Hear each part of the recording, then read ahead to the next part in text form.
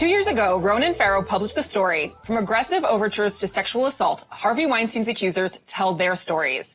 Since then, he's reported on alleged misconduct at CBS, the New York Attorney General's office, Brett Kavanaugh, and more. Now he joins us to talk about his new book, Catch and Kill, Lies, Spies, and Conspiracy to Protect Predators. Good morning, Ronan.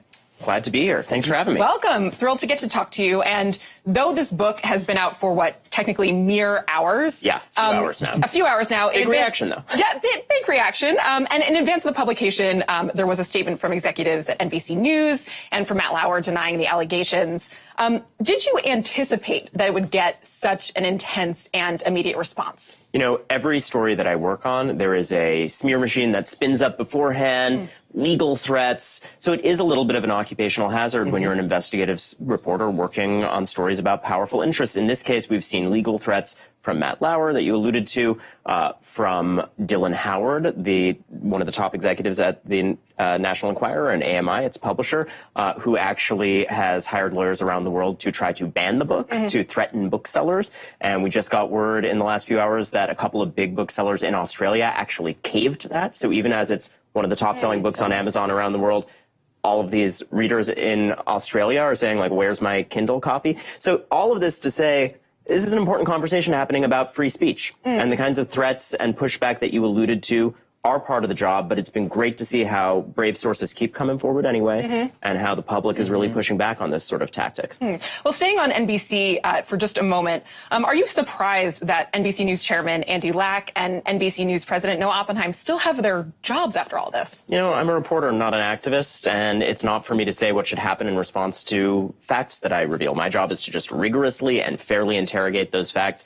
We've fact-checked the hell out of this book for months and months. Have an incredible fact checker, Sean Lavery, who's one of the heads of checking at the New Yorker, one of the best checkers in the world. He scrutinized every sentence of this. He actually was on a fact-checking call so long in one case, 10, 11, 12 hours, that he got a stress nosebleed afterwards. So someone send that man an edible arrangement or something. But the point is, it's airtight, and the responses from NBC executives and everyone else discussed in the book, that's all in the book. And I admire tremendously my fellow journalists who I worked with at NBC, who are now in a state of anguish over the revelations about a paper trail of secret sexual harassment settlements at that company. They are asking tough questions. I think that's correct. Do you think that Oppenheim and Lack should still have their jobs? You're tough. You just hit the same question again. You know, I'm not going to answer that because it's not my job to say that. I do think that it is extraordinarily admirable that journalists at NBC are calling for accountability and transparency. It's a company that has declined repeated requests from both inside and outside of that company for independent reviews.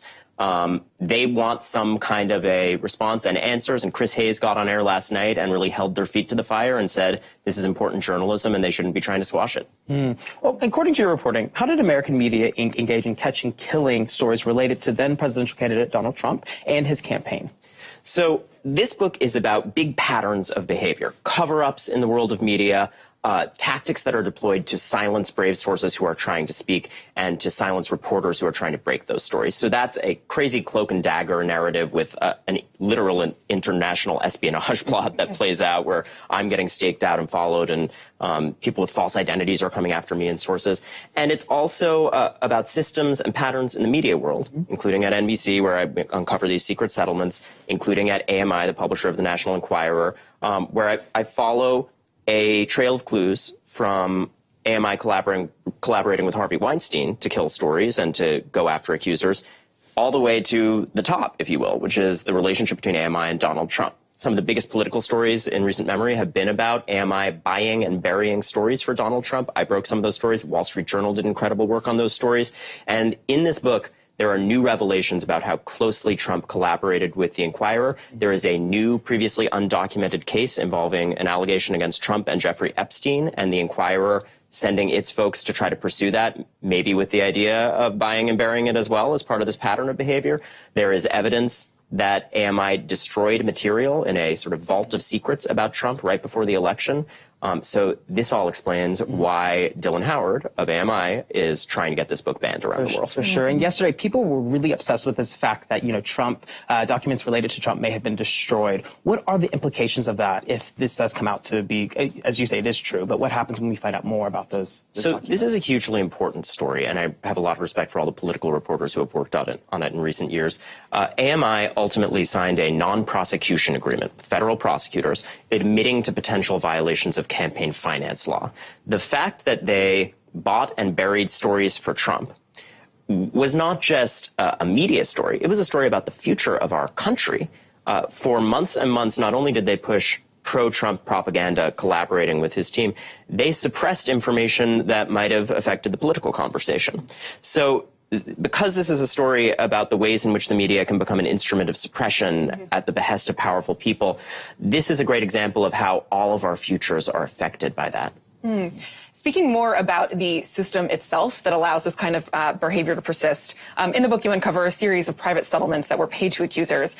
This is across organizations from NBC to the Weinstein Company. Just how widespread are non-disclosure agreements in keeping stories about abuse from going public? I will tell you that to this day, sources in this book are terrified about breaking their non-disclosure agreements. And that's true of some of the brave people who spoke from within NBC, describing a culture of abuse there. It's true of sources at AMI who revealed some of these explosive bombshells about that company. It's true in the private espionage world, where a lot of sources did this incredible thing of going for, in one case, literally becoming a whistleblower after having followed me around and tried to squash my story. So there's two sides to this. One is huge obstacles to speaking, right? These non-disclosure agreements terrify people, and there are serious threats to enforce them. NBC was threatening to enforce these agreements as the Lauer news started to bubble up during 2018. But on the other hand, this is a book about brave sources who stand in defiance of that and say enough is enough and find a way to get the truth out anyway. So I hope people close the back cover of this book and feel some uplift, some optimism. I certainly do. Do you have a sense that these settlements are still happening, this practice is happening so widely, despite all of the reporting about it now and the conversations that we're having about them? It is absolutely happening to this day, and I described recent examples of it up to and including this year. And I think correctly, there's a conversation happening in the media world and beyond about whether that should be the case. CBS, where I also uncovered a pattern of the secret settlements, has stepped away from those kinds of agreements. A lot of big companies like Uber have pledged to actually never use them in cases of sexual harassment and assault. And actually on a legal level, legislatures across the country have started to take up this issue of, hey, maybe there should be a limit. There's plenty of valid applications for non-disclosure agreements. I'm not saying the institution is completely bankrupt. But in cases of sexual violence, I think we should take a second look. Well, in your book, you say that Hillary Clinton's campaign reached out to you to talk about a big story you were working on. What happened there? So, the book on this matter, as on all matters, is really measured. And there have been a lot of politicized headlines saying, Hillary Clinton squashed the Weinstein story. And that's not really what the book asserts.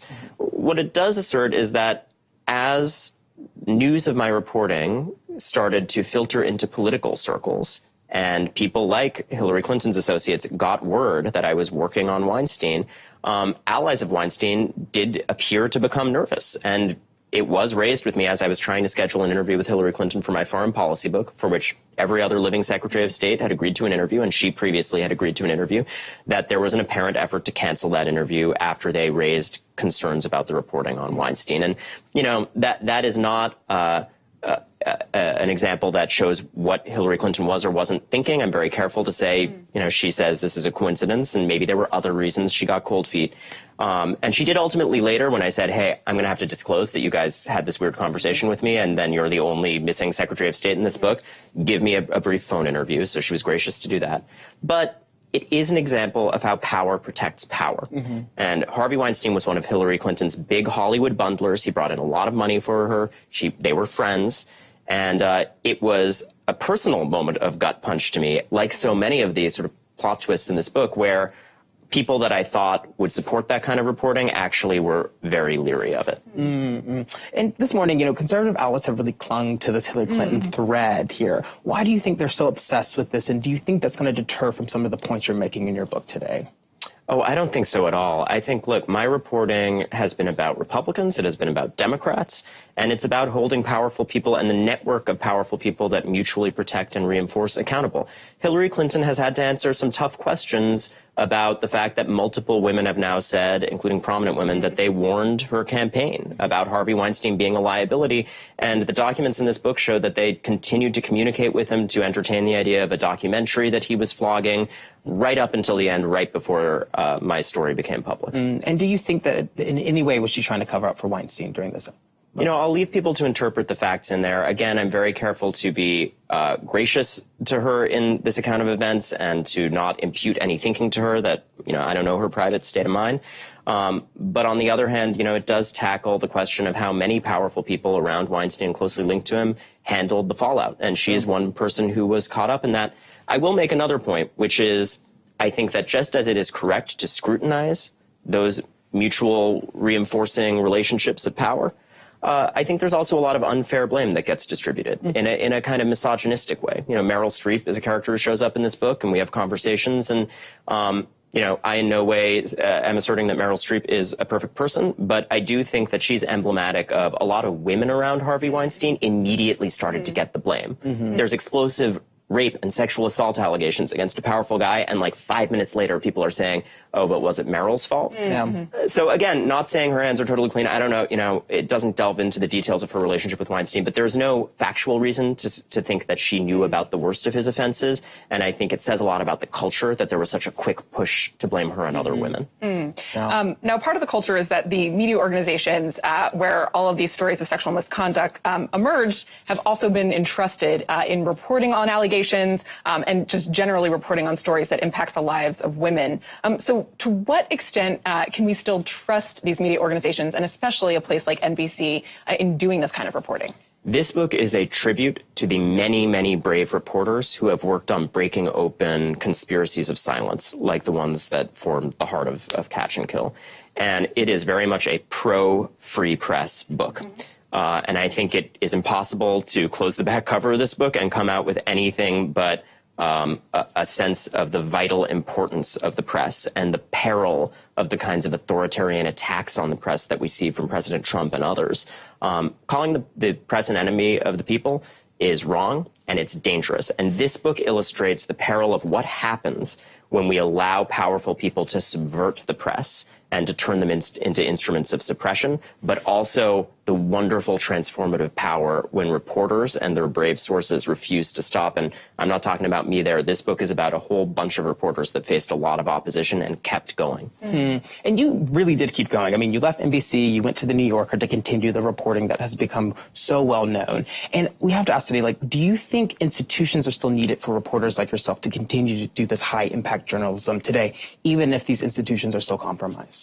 You know, on the one hand, it's great that we're seeing kind of a democratization where there's like great kind of citizen journalists doing reporting on Twitter and just putting it out there. On the other hand, I think that this story really illustrates how there is still an important role, an important set of moral obligations for institutional journalism, because when you're kind of on the run and sources are telling you to get a gun and you're getting personal legal threats from a powerful person saying, I'm going to wipe you out with all these high profile lawyers, you need an organization behind you that's not going to fold to that, that's not going to hem and haw and say, oh, but do you have enough, and get very concerned about the conversations they're secretly having with those hostile sources. You need a news organization that's going to do what the New Yorker did in this story, which was they saw the reporting that I had accumulated and that had previously been killed by others and said, oh my God, let's race to get this out and do it right and thoroughly and to protect me legally. It was, you know, the first time where someone actually responded to those legal threats and said,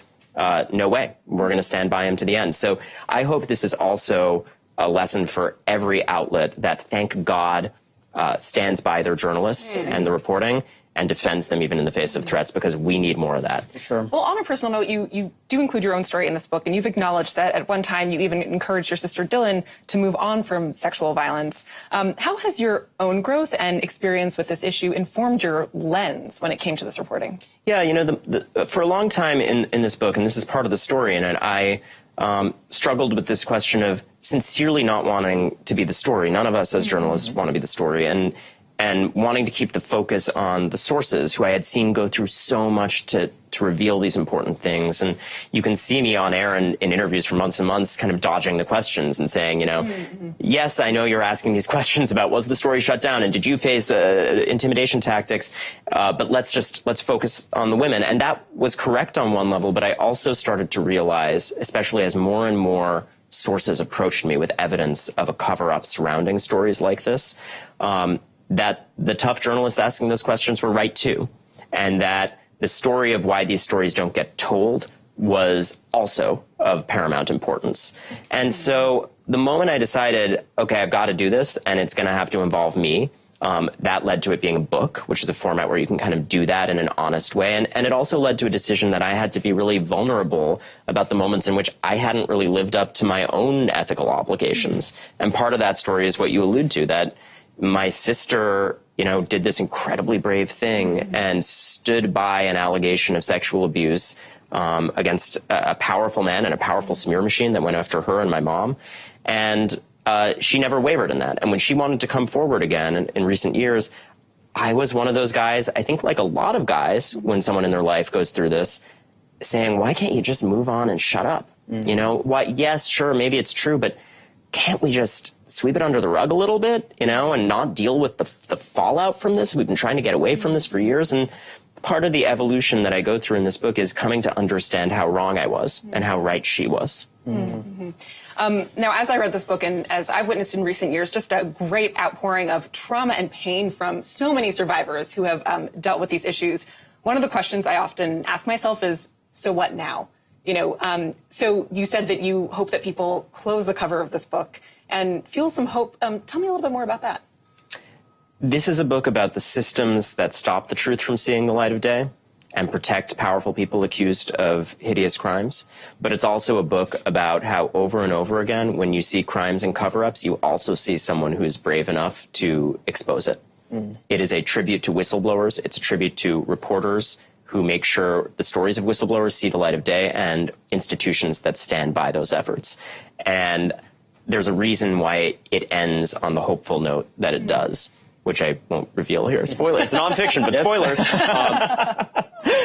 And I sincerely hope that it'll be part of a larger conversation that's happening about the need for a free press in this country. For sure. Well, Ronan, thank you so much for being Thank here you. today. And Such a pleasure to be here, guys. So great to talk to you. And as journalists, we appreciate that you want us to have deep conversations about things that matter most Thank to you. us. Well, Catch and Kill is available now. Up next, I'm talking to Cyrus Grace Dunham. Stay tuned.